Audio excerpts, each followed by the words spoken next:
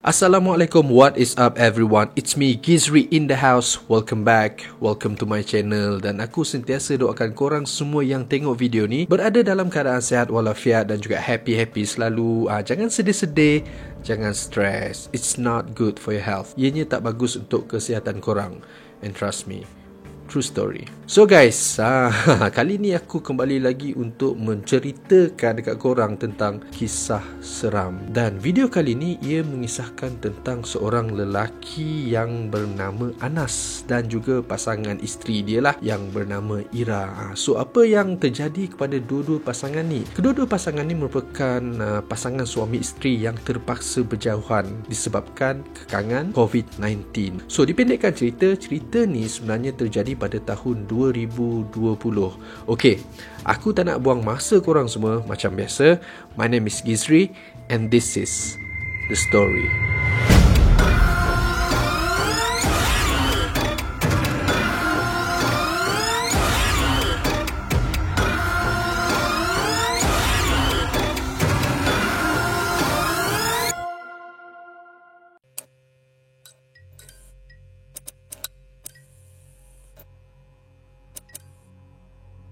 Anas ni sebenarnya berasal dari Ipoh, Perak, manakala si isteri dia ni, si Ira ni berasal dari Kuching, Sarawak. Dan kisah ni berlaku seperti yang aku cakapkan tadi pada tahun 2020 macam tu. Kiranya baru lagi, taklah baru sangat 2 tahun. Sedikit cerita pasal Anas ni. Pada tahun 2017, Anas ni dia bekerja sebagai seorang, apa orang cakap, manager tau, pengurus dekat sebuah kedai makan ataupun restoran. Dia bekerja dalam bidang F&B. Dan pada waktu tu dia telah berkenalan dengan wife dia ni, si Ira. Tak lama lepas tu, biasalah dia orang kenal mengenali di antara satu sama lain. Dan timbullah bibit-bibit percintaan tu guys. Dan akhirnya dia orang ni bercinta sehinggalah dah nama jodoh kan, dia orang pun melangsungkan perkahwinan. So dipendekkan cerita, pejam celik dah nama rezeki. Kalau dah rezeki tu memang tak ke mana lah. Akhirnya pada tahun 2019 tu, wife dia ni disahkan beranak. Disahkan beranak pula, dah tiba. Disahkan pregnant, dia hamil pada waktu tu. Dan diorang ni pun menjalani kehidupan seperti biasa sehinggalah wife dia ni nak beranak. Pada waktu tu jugalah COVID ni memang dah berleluasa kata orang. Macam-macam kekangan yang diorang kena tempuhi. Si Anas ni, dia punya keluarga ni kan, dia punya bapa dia memang dah lama meninggal. Manakala mak si Anas ni pula memang dah tak larat, dah uzur orang cakap, memang tak larat nak jaga isteri dia pada waktu tu. Maklumlah, biasalah lepas berpantang ni memang kena berhati-hati sikit lah kan, si Anas dipikir. Tapi walau bagaimanapun, si isteri dia ni, Ira ni, cakap, tak apalah bang, saya nanti balik kat Sarawak je lah. Saya akan beranak dekat Sarawak. Senang sikit lah sebab parents si Ira ni masih lagi berada dekat Sarawak. Dan dia pun cakap dekat Anas yang parents dia akan jaga dia pada waktu dia akan berpantang tu nanti. Dan setelah dia orang ni bincang-bincang, akhirnya si Anas ni pun okey lah, tak apalah, Ira balik Sarawak dulu, nanti abang akan ikut. So lepas tu dipendekkan ceritanya, si Ira ni pun balik lah, dia terbang lah pergi ke Sarawak. So dia orang pun menjalani kehidupan sebagai pasangan suami isteri yang berjauhan tahu pada waktu tu. Okey, seperti yang korang tahu, sewaktu time COVID dulu-dulu tu, sempadan memang dikawal ketat oleh pihak kerajaan. Ialah disebabkan tak nak COVID ni berleluasa kan pada waktu tu. Sebab itulah si Anas ni, dia memang terpaksa berjauhan dengan wife dia. Dia nak pergi jumpa wife dia pun susah babe. Memang susah gila, banyak kekangan. So pada waktu wife dia nak bersalin ni, dia memang tak dapat nak pergi temankan wife dia dalam bilik bersalin tu. Memang sedih gila guys. Yelah, dah lah jauh kan. And then anak dia merupakan anak yang pertama. Mestilah perasaan dia tu nak temankan wife dia. Tapi memang kekangan tak dapat nak pergi ke Sarawak pada waktu tu. Wife dia telah berjaya melahirkan anak lelaki dia guys. Dan apa yang si Anas ni boleh buat pada waktu tu hanyalah dapat melihat anak dia ni melalui video call. Si wife dia call Anas, lepas tu dia tunjukkanlah baby dia orang ni. And then lepas tu si Anas ni pun melaungkan azan hanya melalui video call tu je guys. Memang sedih gila. Korang pun faham kan, kalau korang sebagai seorang ayah nak tengok anak tu memang memang jauh. Tak dapat nak bayangkan perasaan dia macam mana pada waktu tu guys. Sehinggalah pada suatu hari ni, si Anas ni pada waktu tu dia memang dah rasa tak tahan tau. Nak tak nak dia kena jumpa juga wife dia guys. By hook or by crook, Aku kena juga pergi ke Sarawak jumpa wife aku. Dia dah bernekat pada waktu tu. Tetapi apa yang si Anas ni buat, dia tak nak si wife dia ni tahu yang dia akan pergi ke Kuching. Maksudnya dia nak buat surprise, dia nak buat kejutan untuk wife dia, dan dia pun tempah tiket flight sehinggalah pada hari kejadian tu, di mana si Anas ni dia nak fly ke Sarawak. Sepatutnya dia punya penerbangan tu adalah pada 11 pagi, tetapi disebabkan cuaca yang tak mengizinkan, flight si Anas ni delay. Sehinggalah, korang nak tahu tak delay sehingga bila? Sehingga malam tu guys, pukul 8 macam tu. So nak tak nak, si Anas ni pun kena fly juga. Dan untuk pengetahuan korang, sebelum Anas sampai ke Kuching ni, dia sebenarnya dah berurusan dengan abang kereta sewa tu melalui Facebook page ni. So selepas dia touchdown ke Kuching, dia dah jejak kaki kat tanah Sarawak ni, abang kereta sewa ni memang dah tunggu, dah siap-siap dekat airport tu. Dia jumpa dengan abang kereta sewa tu, lepas tu dia minta maaf lah sebab flight delay. Tak apalah, si abang kereta sewa tu pun okey je kan. Dah nama bisnes dia macam tu, dah flight delay, nak buat macam mana kan. Lepas tu dia pun serahkan kunci dekat Anas. Anas pun ambil kunci tu, dia terus masuk kereta, dia punggah barang everything, dia start kereta, dia terus jalan. Dan pada malam tu, keadaan di Kuching memang hujan lebat gila. Kilat sabung menyambung, Allahuakbar. Dia hanya berpandukan west sahaja tuan-tuan dan puan-puan. Dia hanya berpandukan west saja guys pada waktu tu nak menuju ke rumah wife dia ni. Rumah wife si Anas ni, Ira ni, terletak dekat area Petrajaya. Dia nak kena pergi dekat situ jugalah malam tu. Dan dalam perjalanan tu guys, jam menunjukkan hampir pukul 11 malam tau. Malam tu memang hujan lebat gila. Dia pandu kereta tu perlahan-lahan. Yelah sambil ikut west tu kan. Dia pun drive malam tu, drive. Sehinggalah si Anas ni, dia tiba dekat sebuah kawasan tu, memang hutan. Memang hutan, tak ada apa-apa dekat situ. Dan nak dijadikan ceritanya, malam tu kereta yang dia pandu tu tiba-tiba buat hal tau. Tiba-tiba habis macam.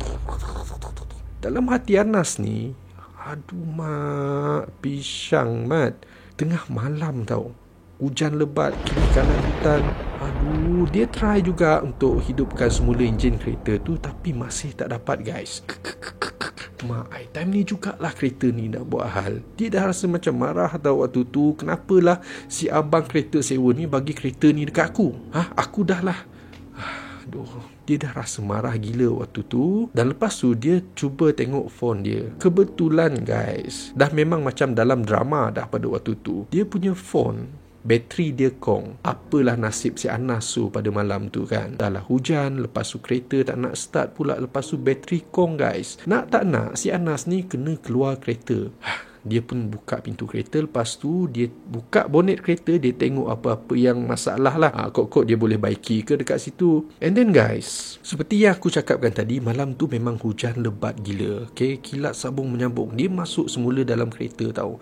Dia tutup kereta dia. Lepas tu dia fikir macam mana dia nak settlekan masalah ni. Tiba-tiba pada waktu tu si Anas ni, dia ternampak ada sebuah rumah yang bercahaya. Rumah tu je yang ada dekat situ. Nak tak nak, si Anas ni, dia kena pergi ke rumah tu untuk dapatkan bantuan. Dia nak balik ni, dia nak jumpa dengan wife dia. Okay, wife dia tak tahu yang dia datang. Tak apalah, macam ni lah, aku kena pergi ke rumah tu juga. Aku kena minta tolong. Dalam hati Anas ni berkata-kata tau. So lepas tu dia ambil keputusan untuk terus pergi ke rumah tadi tu. So dia pun berlari-lari guys. Waktu tu memang hujan masih lagi lebat. Okay, tak ada tanda-tanda nak berhenti pun hujan tu. Lepas dia sampai depan rumah tu, dia mendapati yang rumah tu memang sangat-sangat besar. Memang apa yang dia gambarkan, rumah tu macam sebuah villa yang sangat-sangat besar. And then dia punya struktur bangunan tu ataupun struktur rumah tu kelihatan agak klasik, kira vintage punya villa lah. So dia pun bagi salam, dia tekan loceng, Assalamualaikum, sebab dia tak tahu siapa owner rumah tu. Assalamualaikum, dia bagi salam, dia hello dekat luar tu. Suddenly, dengan tiba-tiba, pintu rumah tu terbuka. Pada waktu tu si Anas mendapati ada seorang lelaki ni yang keluar dari rumah tu dengan berpakaian yang agak klasik. Macam dia ni seorang yang meminati barang-barang yang antik, tahu tak? Dia pun tengoklah ke arah tuan rumah tu. Dia bagi salam. Assalamualaikum. Hello, Encik.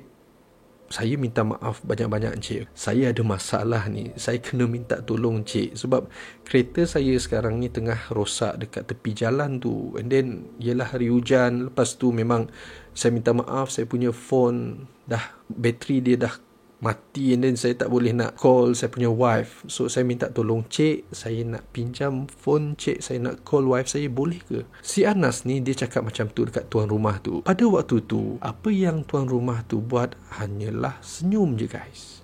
Dia senyum, lepas tu dia cakap dekat Anas, tak apa Encik, Encik masuk dulu, Encik dah basah ni, basah kuyup dah saya tengok Encik, masuk dulu, tak apa, nanti kita bincang kat dalam. Si tuan rumah tu mempelawa si Anas ni masuk ke dalam rumah. So si Anas ni pun masuklah ke dalam rumah tu guys. Dia memang fikir satu je. Dia nak call wife dia, dia nak minta ambil. Mungkin cousin wife dia ke yang nanti boleh ambil dia dekat rumah tu. Tu je yang apa si Anas ni fikir. Dan setelah si Anas ni masuk ke dalam rumah tu, dia pun melihat sekeliling rumah tu tau. Dia tengok keadaan rumah tu memang sangat-sangat besar. Yelah memang rumah orang kaya kan besar. Tapi apa yang si Anas ni perasan, barangan ataupun perabot-perabot dalam rumah tu macam kerusi, dia punya sofa, meja, and then dia punya jam memang klasik, memang barang-barang yang lama tau. So dia fikir balik, mungkin tuan rumah ni minat dengan barang-barang yang vintage kot.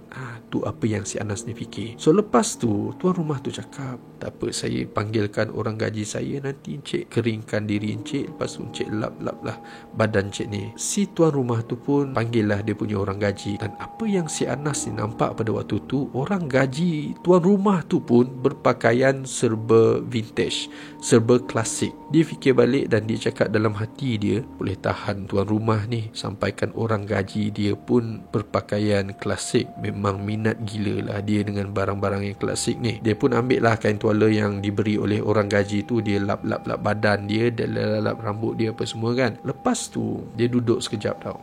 Dia duduk dekat satu kerusi yang ada dalam rumah tu lah. So tuan rumah tu cakap, Cik makanlah dulu, saya tahu Encik lapar ni. Yes guys, memang Anas pada waktu tu memang lapar gila. Yelah sebab dari dia sampai airport tadi tu, memang dia tak makan tau. Dia terus bergegas nak pergi jumpa wife dia. Tak apalah Encik, saya just nak buat call, boleh tak? Tak apalah, jom kita makan dulu. Tuan rumah tu pun mempelawa si Anas ni untuk makan dengan diorang. Dia pun tak nak dia pergi juga kan, sebab tuan rumah dah pelawa, lepas tu dia nak minta tolong, agak kurang manis lah kalau dia menolak. So dia pun join lah tuan rumah tu makan. Dan selepas dia sampai ke meja makan tu, yelah barang memang klasik gila. Meja makan klasik, kerusi tu pun klasik, dia duduk dekat situ. Apa yang si Anas ni cakap pada malam tu, hidangan di atas meja tu memang mewah gila. Dengan ayamnya, dengan ikan, sayur, buah-buahan, dessert, everything guys. Kesemua tu memang banyak gila and then mewah gila. Dia tengok tuan rumah tu, banyak sangat ni Encik. Tak apa, Encik makanlah. Tuan rumah tu cakap macam tu dekat Anas. Anas pun, okey lah, terima kasih Encik. Dia pun makan guys. Time dia tengah-tengah makan tu kan, dia tengok ke arah tuan rumah tu. Encik makan sekali lah. Tapi part ni bagi aku agak menyeramkan tau. Tuan rumah tu dia tak makan. Berdiri bulu roma guys. Dia tak makan pada waktu tu. Tuan rumah tu just tengok Anas tau. Dia tengok je Anas sambil tersenyum. Dia dan wife dia, tuan rumah tu dan isteri dia lah, hanya tengok Anas sambil tersenyum. Dia tak cakap apa-apa. Pada waktu tu si Anas ni, dia dah rasa lain macam tau. Allahu Akbar. Siapa tuan rumah ni? Kenapa dia tak makan? Dan dia fikir mungkin tuan rumah tu dah letak racun ke apa dalam tu. Dia dah start fikir negatif dah malam tu. Dan pada waktu tu si Anas ni terus berhenti makan. And then dia cakap dekat tuan rumah, Cik tak apalah Cik, saya gerak dulu, minta maaf mengganggu Cik. Tuan rumah tu cakap, tak apa, Encik dah ngantuk ni, Encik tidurlah dulu, kita dah sediakan bilik dah.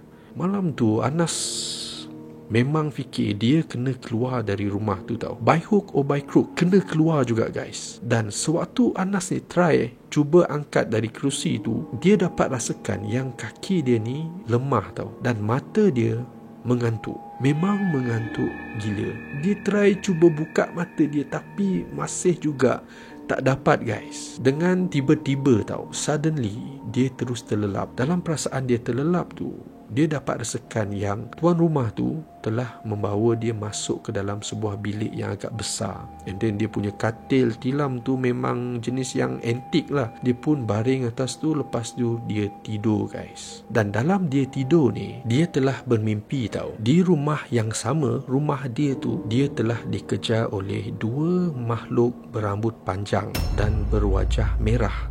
Rambutnya hitam panjang sehingga kaki guys. Apa yang si Anas buat pada waktu tu dalam mimpi tu, dia berusaha untuk lari tahu dari makhluk ni. Dia cari jalan keluar rumah tu, namun apa yang dia buat ni semua sia-sia. Dia gagal dalam mimpi itulah. Dan dalam mimpi tu juga dia melihat meja makan yang tadi tu yang dia makan hanya dipenuhi dengan ulat dan siput. Korang faham kan dia punya situasi tu? Dan selepas tu dia masih lagi dikejar oleh makhluk tadi tu. Okay? Makhluk tu cuba untuk membunuh Anas. Pada waktu tu jugalah dia terbangun dari mimpi apabila dia terdengar bunyi orang azan. Dan alangkah terkejutnya si Anas ni pada waktu tu bila dia melihat suasana dekat sekeliling bilik tu hanyalah sebuah bilik yang usang. Memang bilik lama yang tak ada, memang tadi katil apa semua tak ada dah. Dan dia try keluar dari bilik tu, dan apa yang mengejutkan lagi si Anas ni, tak ada seorang pun penghuni dekat dalam rumah tu guys. Memang tak ada. Rumah tu tak ada perabot mewah, tak ada meja makan, tak ada makanan lazat ataupun bilik yang cantik-cantik. Tak ada. Dan korang nak tahu tak, semalam tu sebenarnya si Anas ni dia tidur dekat lantai yang ada daun kering dan dinding dia pun memang dah usang gila. Macam itulah keadaan rumah tu sebenarnya. Dan setelah dia keluar dari rumah yang usang tu tadi, dia agak terkejut sebenarnya guys. Pada waktu tu kawasan yang pada semalam dia lihat hutan tebal kan, sebenarnya dipenuhi dengan rumah-rumah orang dan perumahan yang didiami oleh orang lah dekat situ. Sedangkan pada malam tadi dia hanya lihat hutan dan jalan yang sunyi, kosong, tak ada siapa-siapa. Dan sesampainya si Anas ni dekat kereta, dia cakap dia muntah segala-gala yang dia makan semalam. Memang dia dah rasa loya, memang dia cuba muntahkan semuanya dan keluar lendir-lendir guys. Korang bayangkanlah apa yang dia makan semalam tu sebenarnya. Dan pada waktu tu juga si Anas terus menangis tahu. Sebab ni merupakan pertama kali situasi ni berlaku dekat dia. Dia cuba menghidupkan kereta tu. Alhamdulillah pada waktu tu kereta dia dapat dihidupkan. Dan dia terus pecut ke rumah wife dia guys. Sebenarnya rumah wife dia ni tak berapa jauh tahu daripada kawasan tu. Cerita ni dia tak pernah ceritakan dengan siapa-siapa guys, kecuali member-member dia yang rapat. Dan apabila dia ceritakan dekat member dia ataupun cousin-cousin wife dia kan, tempat yang si Anas ni pergi sebenarnya merupakan sebuah rumah yang dah lama tak ada penghuni tahu. Mereka yang ada dekat kawasan sekeliling tu memang dah tahu rumah tu memang lama gila tak ada orang. Dan orang dekat situ panggil rumah tu sebagai sebuah villa yang berhantu. Yes, menurut member dia tu lah. Sebab memang tak ada siapa yang tahu siapa penghuni villa tu sebelum ni, sama ada orang tu masih hidup ataupun dah meninggal dunia. Seorang pun tak tahu guys. So kesimpulannya di sini, kita tak nafikan yang cerita macam ni memang kita pernah dengar sebelum-sebelum ni. Korang yang tengok video ni mungkin korang pun ada pernah mengalami, mungkin kan, benda yang sama, kita tak tahu. So guys, agak misteri apa yang kita dengar malam ni kan. Sama ada benda ni betul-betul ataupun sekadar rekaan. Hanya Tuhan saja yang tahu. Aku rasa setakat ini saja untuk video kali ini. Terima kasih kepada korang yang masih lagi sudi menonton video ni sampai habis. Thank you so much guys. Kepada korang yang mungkin ada cerita-cerita yang macam nak disampaikan kepada aku supaya aku boleh ceritakan, korang boleh email dekat aku, dekat email yang aku sertakan dekat link kat bawah ni. Mungkin next time kalau possible aku akan ceritakan cerita korang pula. Thank you guys. Kalau korang suka dengan video ni, share dengan kawan-kawan korang, like, dan jangan lupa tekan butang loceng tu untuk korang dapatkan notification kalau aku ada update ataupun upload cerita yang baru. Kepada korang yang belum lagi subscribe, sila tekan butang subscribe. Aku sangat-sangat menghargai sumbangan dan juga effort korang. Thank you so much. Sehingga kita berjumpa lagi pada masa yang akan datang. I'll see you guys again in the next video. Peace.